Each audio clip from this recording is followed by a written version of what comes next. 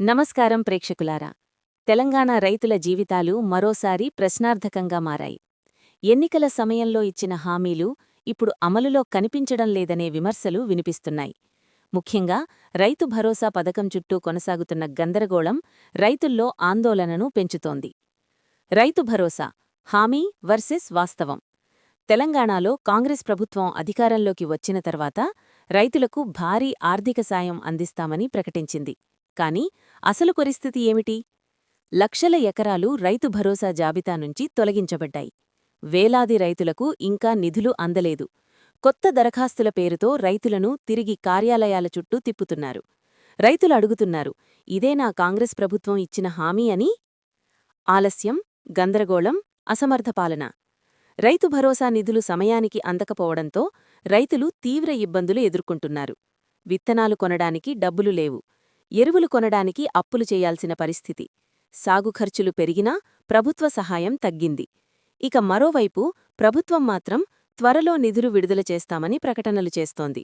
కాని రైతుల ప్రశ్న ఒక్కటే, త్వరలో అంటే ఎప్పుడు? రాజకీయాల మధ్య నలిగిపోతున్న రైతులు. రైతుల సమస్యలు ఇప్పుడు రాజకీయ యుద్ధంగా మారాయి. ప్రతిపక్షాలు ఆరోపిస్తున్నాయి, కాంగ్రెస్ ప్రభుత్వం రైతులను మోసం చేస్తోంది అని. మరోవైపు ప్రభుత్వం అంటోంది, పథకం పారదర్శకంగా అమలవుతోంది అని.